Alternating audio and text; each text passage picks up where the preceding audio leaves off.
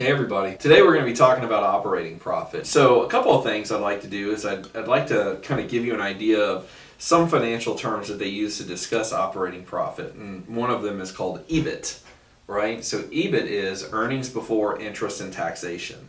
And operating profit typically is defined as EBIT, right? Because we're paying, right? These are our earnings before we pay interest on money borrowed and before we pay taxes to the government or to the local government or whoever it is. So EBIT equals operating profit, just for the sake of this discussion. I'm not going to call it EBIT again, but if you worked at another company where they referred to something as EBIT, I wanted to share with you the marriage of the two things. They are in fact the same. They're synonymous. So for us, there's a formula that works for us to get to the actual operating profit, and that is the revenues, right, minus the cost of goods sold minus the overhead. And in the last video, we talked about overhead and how overhead costs are assessed and whatnot. And so in this video, we're going to talk about how operating profit is generated from those different types of costs.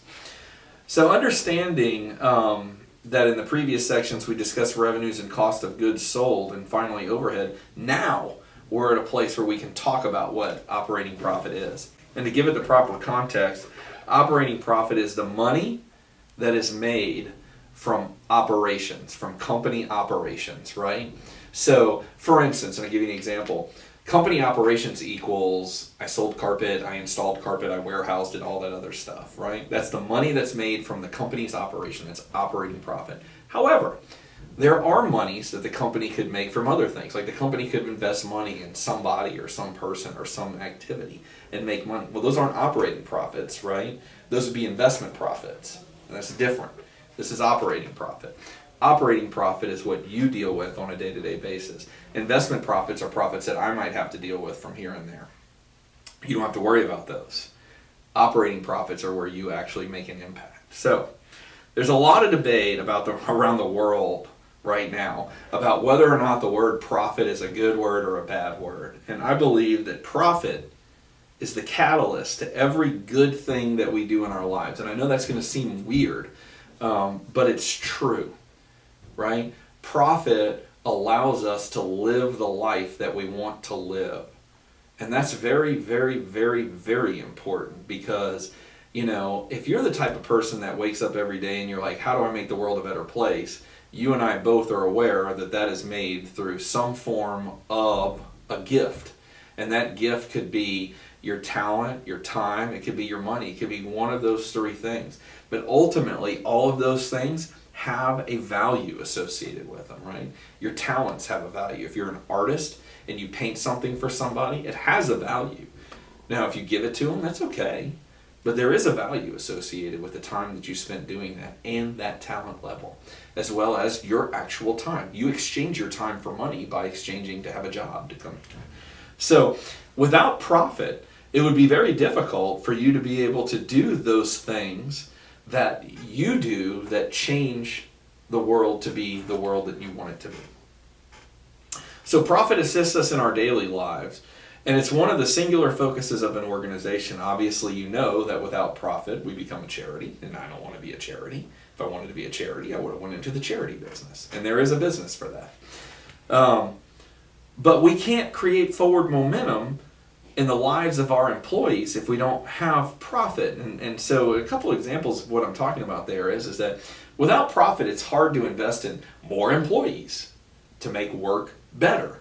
It's hard to invest in better tools to make it easier for the employees that we have to do their jobs. We can't invest in better technology to make working with our customers easier. So profit for the company is literally the thing that we use to follow in with our value of always getting better.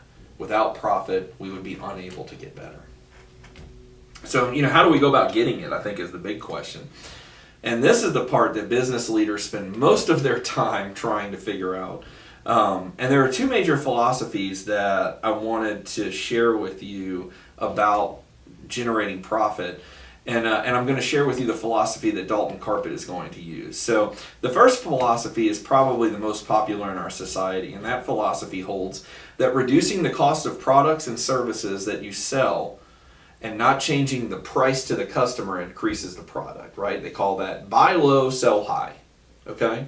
And so it is true that if you charged $100 for something that you normally pay $50 for, and you paid $45 for it, you would have a gain of $5 in profit, right? And that would actually, in that instance of 5 as a percentage of 100, would be a 5% increase in profit. That's a lot of profit by percentage, even though it's only $5 in this example. And that's a lot, right? That philosophy basically mandates that the business partners, the people that are in the partners of the business, the subcontractors, the vendors, the people that make the materials, not the partners that own the business, that they actually have to make less money selling the same products they would normally sell. And to me, that value proposition is somewhat false and places the total value on the cost and thus the price to the customer. So the value, we're saying, is on the cost of the goods. And really, that's not where the value lives. Now, the second philosophy is a little more complex because profit can be measured in both dollars and percentage. It's important for all of you to remember, though, that no matter where you go in this world, no one's going to allow you to spend a percentage to buy something. You're going to have dollars. So profit dollars are gold. Profit percentage is lovely, but the dollars are real. Profit in this philosophy is associated with the actual value that's provided to the customer. And this is important because it shifts the responsibility from the person that buys it best to the person that does it best. There is a difference. We have competitors that are very good at buying things, and they are very poor at doing things. And so for us, the value to doing business with Dalton Carpet, and if you never remember anything I ever tell you, please remember this, that the value of doing business with us is the way we do it and not what we do it for in terms of pricing. Please understand that. Anybody can buy something and sell it, right? The question is, can they buy it, sell it, and install it better than you? And the answer is that they can't here. But if you believe that, then what you're going to do is you're going to be competing on price. So, all things being equal, installation service, project management service, design service, all of those things, if you take all those revenue streams and you say that everybody does them the same and they have no real value, then the only thing that you can compete on is the price. And that's unfortunate because that's not who we are. But if you believe that your company is unique and that there aren't any other companies out there like you, then the trick for us is to be able to share that belief with the consumer so that we're not in a commodity exchange, but we're in a value for service provided exchange. And this is the different philosophy. So you have the first philosophy, which bordered around this whole idea of the lower I buy it for, the higher I sell it for, the better we are. And that philosophy is a non-service philosophy. That is a commodity philosophy. Dalton Carpet's philosophy is a service value philosophy, which means that while I may be able to buy it better than you, that's not the reason why you're doing business with me. You're doing business with me because I do it better than you, right? And that's important. That has value. That's exclusivity, and that's something that no one else can do. So that makes us more marketable. So let's go to our customers from the last lesson. If you remember, I talked about track builders and remodelers. So I'm going to talk about them a little bit more. So remember that the track builders are interested in volume and speed of service. So they want to guarantee that their vendor partners are capable of meeting the demand that they require. Their business model focuses on that volume and speed. And you may think that this is a cost argument, and in order to win, you have to be the low guy. And I'm telling you that that is true to a certain degree, but it's not always true. And let me explain this to you. If a track builder builds a partnership with a company that is unable to meet those needs in terms of volume or in terms of speed, then that builder begins to lose money. right? The more work that they have to do to manage you as the subcontractor, the less money that they make. And that's very bad for them because their margins are thin to begin with. So that's why some of these customers can be what we might think of as volatile, because we have to make it easy for them in order to do their jobs. We do that by having a few things that other people don't have. And this is a big one that we have, which is financial strength. It allows us to buy the products and pay the installers to get the jobs done, where there may be other people out there that are competing with us that just don't have that ability. And they don't have that ability because they don't have the financial strength that Dalton Carpet does. So, in sharing this with you about the Track Builders, while it is a commodity-driven product and it is a commodity-driven service, it does not mean that it is necessarily always going to be the lowest price. And you have to be able to find value where most people don't look for value. So for us, the value is that speed of service, right? And the value is that financial strength and being able to accomplish that speed of service. So that's a big deal. So we have the ability to provide value to these customers by having crews available and having the money to do what the builder needs to do so that they don't lose money. Now let's go back to the other customer, which was the remodeler. So these customers are more interested in perfection above the volume and the speed of the service that's provided. And the end users are very much engaged, and because of that, they require a lot of hand-holding and a lot of compassion. These customers value your experience and the time spent with them, helping them find solutions to the installation challenges that they face on a daily basis. And they do. You go into somebody's house and they start taking things down and new things start appearing every 5 minutes. You know, they're like, well, I didn't know that was there, and this is going to make us change doing this and doing this. So even when you're estimating working with somebody like that, you can't ever be sure. You can be somewhat sure, but you can't be sure. But it's going to require you to be more involved. And being more involved means it costs more because it's more time, more of your time, right? Understanding the value you provide to different types of customers informs your pricing strategy, okay? And so the pricing strategy, your costing strategy, and your compensation strategy, and your profit strategy, all of those are determined by what types of customers you do business with. For Dalton Carpet One, our profit strategy is simple. We want to make it easy for the customers, right? Making it easy does not necessarily mean making it cheap, okay? I want to say that one more time. Making it easy does not necessarily mean making it cheap. Ease is relative. It could be easy for us to sell things at a lower margin and thus reduce profitability. We could do that. That would be easy. This ease happens when we don't take the time to charge properly for our value, right? And so when we make it too easy, when we make it easy on us, instead of making it easy on the customer, there's not as much profit and we don't have as much value, right?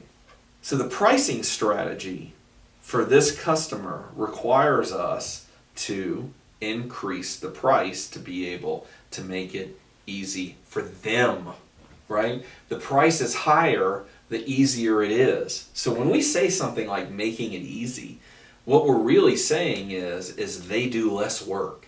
And when they do less work, it costs more money because they're not doing it. There's this thing called sweat equity.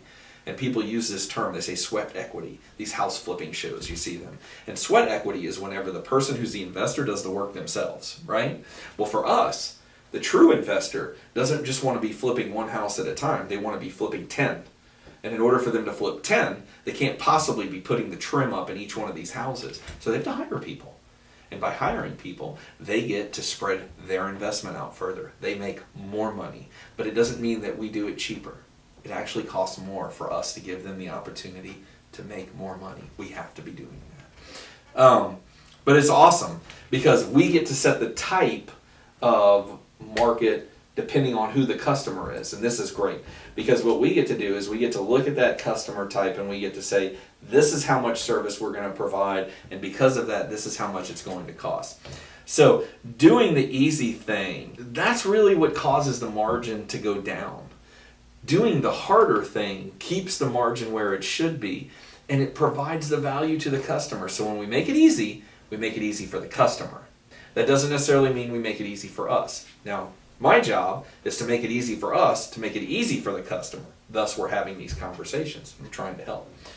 Back to the philosophy about buying better, though, because you remember that was one of the other philosophies. So just because we sell on value doesn't mean that we're not going to try to buy better than other people that are out there doing it. Instead, basically it means that we're just not going to beat up our vendor partners, right? So the vendor partner that says that this is what they sell it for, we're going to negotiate with them, but we're going to negotiate to their benefit. And the negotiation to their benefit is that I'm going to be I'm going to be a relationship build, and I'm going to be a long-term partner with you. And so because I choose to do that, I choose to ask you to work with me on our relationships.